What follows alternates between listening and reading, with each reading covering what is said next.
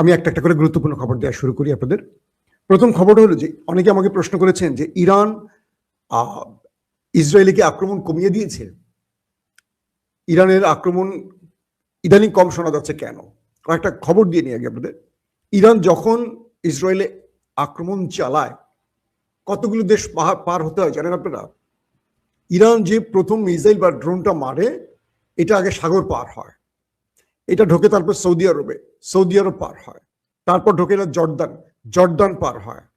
অর্থাৎ সাগরে মার্কিন এয়ারক্রাফট ফাঁকি দেয় বা মার্কিন প্রতিরক্ষা ব্যবস্থা ফাঁকি দিতে হয়, তারপর সৌদি আরবের প্রতিরক্ষাকে ফাঁকি দিতে হয়, তারপর জর্দানের প্রতিরক্ষাকে ফাঁকি দিতে হয়, মাঝখানের মধ্যে আরেকটি আরব দেশ পড়ে সেটাকেও ফাঁকি দিতে হয়, তারপর সেটা ইসরায়েলে ঢুকতে হয়, ইসরায়েলে ঢুকে সেটা ফ্রান্স, ব্রিটেন, জার্মান, আমেরিকান, তারপর ইসরায়েলি, ধাপে ধাপে আকাশ প্রতিরক্ষার লেয়ার আছে কয়েক স্তরের।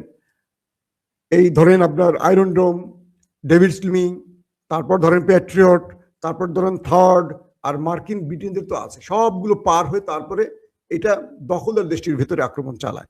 তো এই পরিস্থিতিতে ইরান তাদের যে মিসাইলগুলো দখলদার দেশটির মধ্যে আক্রমণ চালিয়ে লন্ডভন্ড করছে, বুঝতে পারছেন কত পুলসিরাত পার হয়ে ইরানের মিসাইল ঢোকে। কিন্তু ইসরায়েল এবং আমেরিকা যখন ইরানে অ্যাটাক চালায় তখন দেখবেন অনায়াসে ঢুকে যায়, কেউ ইন্টারসেপ্ট করে না। কোনো দেশ, কোনো মুসলিম দেশ ইরানকে রক্ষায় তারা ইন্টারসেপশন ব্যবহার করে না। মানে এক ইসরায়েলকে রক্ষায় কতগুলি মুসলিম দেশ কাজ করে, আর একটা মুসলিম দেশ ইরান তাকে রক্ষায় কেউ কাজ করে না। এটা কি পরিমাণ দুঃখজনক ব্যাপার আপনারা বুঝতে পারছেন আমাদের জন্য অ্যাটলিস্ট, যে আমরা কেমন একটা জাতি যে আমাদের ভাইদেরকে আমরা রক্ষা করি না। তো এখন ইরান তাদের যুদ্ধের গতিটা কিছু কমায়নি। বিষয়টা হলো যে ইরান প্রথম দিকে যখন খামেনি শাহাদাত বরণ করেন তখন ইরান যে কাজটি করে তাদের পুরো রাগটা মধ্যপ্রাচ্যের আশেপাশে মার্কিন ঘাঁটিগুলোকে টার্গেট করে আমরা দেখেছিলাম। এখন আমেরিকার কোনো ঘাঁটি মধ্যপ্রাচ্যে এই মুহূর্তে অবশিষ্ট নাই, সব পালিয়ে দূরে দূরে চলে গেছে, তারা বহু দূরে দূরে চলে গেছে। এখন কাকে মারবে ইরান? কারণ আরবের যে ঘাঁটিগুলো ছিল 27টা ঘাঁটিকেই শেষ করে দিয়েছে ইরান। এখন তারা সমুদ্রের দূরবর্তী অঞ্চলে গিয়ে বসে আছে। এখন তারা ইউরোপের বিভিন্ন রাষ্ট্রের ঘাঁটি ব্যবহার করছে, অর্থাৎ আরবের কোনো ঘাঁটি ব্যবহার করে এখন আর ইরানকে আক্রমণ করতে পারছে না। তাই ইরানকে আমেরিকাকে টার্গেট করতে হলে টার্গেট করতে হবে গ্রিসকে, করতে হবে ব্রিটেনকে, করতে হবে জার্মানকে, করতে হবে ফ্রান্সকে, মানে বহু দূরের দূরের যে রাষ্ট্রগুলো আছে সেগুলোকে টার্গেট করে ইরানকে এখন আক্রমণ করতে হবে। ইরান সেটা করছে। ইরান এখন মূল নজরটা দিচ্ছে দখলদার দেশটির দিকে এবং সেখানেই মোটামুটি আক্রমণ চালাচ্ছে। পাশাপাশি আমেরিকা ইরানের টেরিটরির মধ্যে ঢুকে যখন আক্রমণ চালায় তখন তাদেরকে ক্রাশ করার চেষ্টা করছে। এটা গেল একটা বিষয়। তো এখন ইরানের রেঞ্জের মধ্যে আমেরিকা যেখানে যেখানে আছে সেখানে আক্রমণ চালাচ্ছে। রেঞ্জের বাইরে তো ইরান ব্রিটেনে গিয়ে আক্রমণ করে আসবে বা জার্মানি করলে এটা এই রাষ্ট্রগুলো যুদ্ধে জড়িয়ে যাবে। এখানে কৌশলগত কারণে ইরান একটু চুপ। আসেন খুব ইম্পর্টেন্ট কিছু তথ্য দিই। মার্কিন এক সাংবাদিক আজকে জানিয়েছেন যে নেতা কাকুদের উদ্দেশ্য ভিন্ন, তারা চাচ্ছেন আরব রাষ্ট্রকে যুদ্ধে টেনে আনতে, তাই তারা কয়েকটা কৌশলে খেলছেন। প্রথম কৌশল, তারা মসজিদুল আকসাতে হিট করবেন, অর্থাৎ নেতা কাকুর বাহিনী আক্রমণ চালাবে মসজিদুল আকসায়, করে সেটাকে ধ্বংস করে থার্ড টেম্পল বানাবেন তারা। তাদের উদ্দেশ্য সফল। পৃথিবীকে জানাবেন যে জেরুজালেমের মসজিদুল আকসা হিটটা ইরান করেছে। পুরো আরব দুনিয়া, মুসলিম দুনিয়া ইরানের বিরুদ্ধে লেগে যাবে যুদ্ধে। Number one game. সেজন্য ইরান সাম্প্রতিক জেরুজালেমে হিট করেছে, কিন্তু সেটা দখলদারদের অ্যাসেটের উপরে করেছে, তাদের সামরিক ঘাঁটিকে লক্ষ্য করে করেছে। ইরান বলেছে যে আমরা মসজিদুল আকসাকে রক্ষায় এ যাবৎ লড়াই করে সর্বাধিক শহীদ হয়েছে, ইরান বলছে।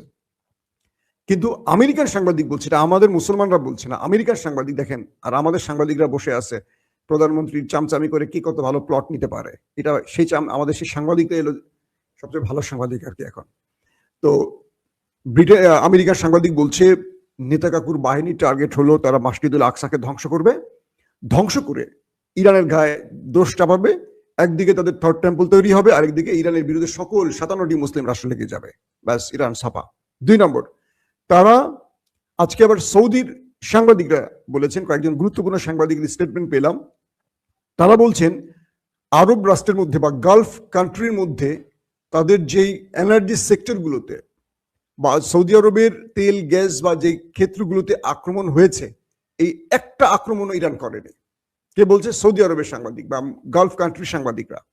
এই আক্রমণ করেছে নেপথ্য থেকে কোনো ষড়যন্ত্রকারী। ইরান মূলত আমেরিকার যে টার্গেট, মানে ঘাঁটি, যেখানে আমেরিকা ইসরায়েলের ঘাঁটি রয়েছে, তাদের বাণিজ্যিক প্রতিষ্ঠান রয়েছে বা গোয়েন্দা বাহিনী রয়েছে, সিআই বা মোসাদ, এই টার্গেটগুলোতে হিট করেছে। আরবের কোনো বাণিজ্যিক নগরিক বাণিজ্যিক স্বার্থ বা আরবরা যেখান থেকে তাদের অর্থ উৎপাদন করে, এক কথা, সেখানে ইরান আক্রমণ করেনি। তার মানে উদ্দেশ্য হলো আরবকে ইরানের বিরুদ্ধে যুদ্ধে টেনে আনার জন্য নেপথ্যে বসে, অর্থাৎ নেতা কাকুর মোসাদ বাহিনী এই আক্রমণের মূল কারিগর হিসেবে আরবের কাছে প্রতিষ্ঠিত হয়ে গেছে। আরবরা বুঝে গেছে তারা কোন ষড়যন্ত্রে এগুচ্ছে। দেখেন, মানে আল্লাহ অনেক কিছু ক্লিয়ার করে দেয়। সৌদি আরব একটা দুর্দান্ত স্টেটমেন্ট দিয়েছে। সৌদি পররাষ্ট্রমন্ত্রী বলেছেন যে আমরা দেখতে পাচ্ছি একটি রাষ্ট্র আমাদের রক্ষার নামে এসেছিল, কিন্তু সেই রাষ্ট্রটা আমাদের রক্ষা না করে ইসরায়েলকে রক্ষায় ব্যস্ত। এবং তারা বলছেন যে আমরা ইরানের বিরুদ্ধে আমেরিকাকে আমাদের ভূমি আর আকাশ ব্যবহার করতে আর দেব না।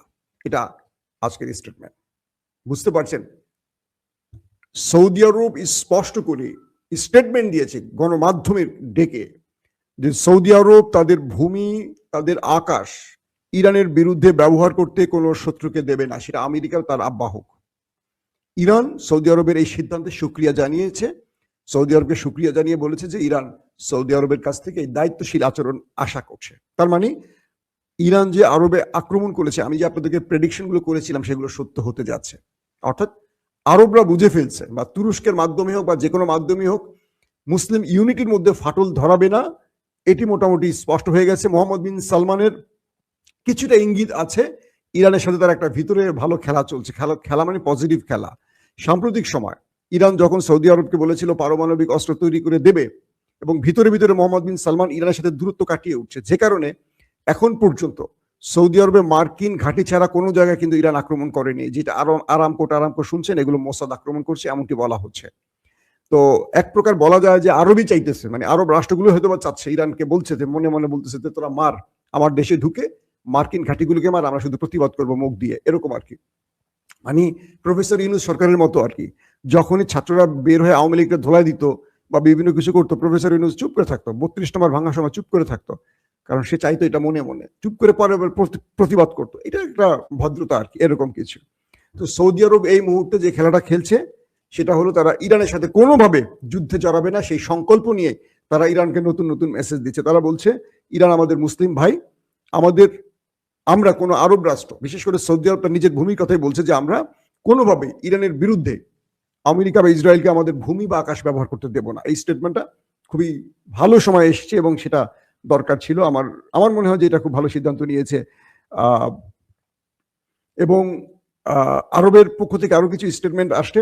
তারা বলছে যে তারা মুসলিম বিশ্বকে ঐক্যবদ্ধ রাখতে চায় এবং কোনোভাবে তারা শত্রুকে, অর্থাৎ তারা উল্লেখই করছে, নেতা কাকুর দেশটির নাম উল্লেখ করে বলেছে যে আরব, পাকিস্তান, ইরান বা পুরো পৃথিবীর কোনো আরব রাষ্ট্র কোনো মুসলমান দেশের শত্রু নয়, কোনো মুসলিম রাষ্ট্র আরবের শত্রু নয়, আমাদের শত্রু একটাই, নেতা কাকুর বাড়ি।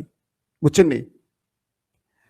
আরব স্পষ্ট করে বলে দিয়েছে। এবং তারা বলছে যে ওই দেশটির নাম উল্লেখ করে বলছে ওই দেশটি পুরো পৃথিবীতে অশান্তি তৈরির মূল কারিগর, এবং তারা মানুষের মধ্যে হত্যাযোগ্য, মানে মানুষকে ফিলিস্তিন থেকে শুরু করে ইরান পর্যন্ত, লেবানন পর্যন্ত প্রত্যেকটি দেশের মধ্যে তারা রক্তারক্তি শুরু করেছে, মানুষ হত্যা করেছে, যুদ্ধ চাপিয়ে দিয়েছে, তারাই আবার শান্তির কথা বলছে।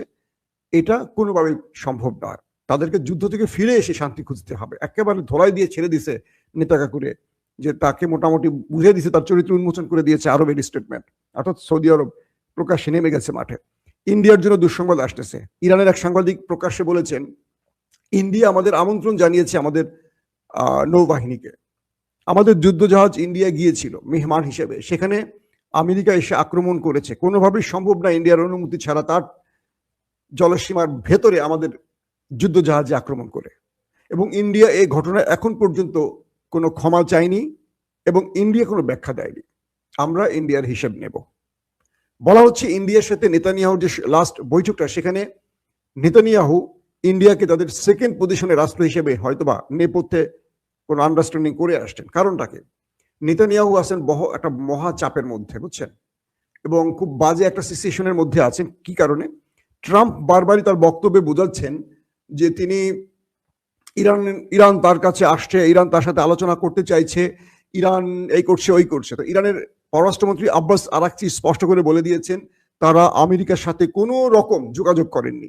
ট্রাম্প বারবারই মিথ্যাচার করছেন এবং ইরানের পক্ষ থেকে বলা হয়েছে যে আমরা এই সমাধান যুদ্ধের ময়দানে করব, যেহেতু প্রথম বুলেট তারা মেরেছে, শেষ বুলেট আমরা মারব। তো ট্রাম্প বারবারই ইরানকে নিয়ে মিথ্যাচার করছে। এই তথ্যটি ইরানের পক্ষ থেকে প্রকাশ করার পরপরই ট্রাম্প পড়ে গেছেন মাইন্ড চিপা এবং তিনি মোটামুটি বিশ্বের কাছে ধরা পড়ে গেছেন যে তিনি আসলে যুদ্ধ থেকে বাঁচতে বারবার এই কথাটা বলছেন ইরানের নাম দিয়ে। এর মধ্যে ইসরায়েল ট্রাম্পকে লজ্জা দিয়েছে। কি ট্রাম্প, তুমি গোপনে গোপনে ইরানকে টেনে এনে যুদ্ধ থামাতে যাচ্ছ, আমাদেরকে একা মাঠে রেখে আমরা একা ধোলাই খাবো, এই পজিশনে আছে। আসলে মূলত ট্রাম্প এই মুহূর্তে চাইছে এই যুদ্ধ থেকে বেরিয়ে আসতে, কারণ তার দেশের ভেতরে আন্তর্জাতিক চাপ তার উপর বাড়ছে।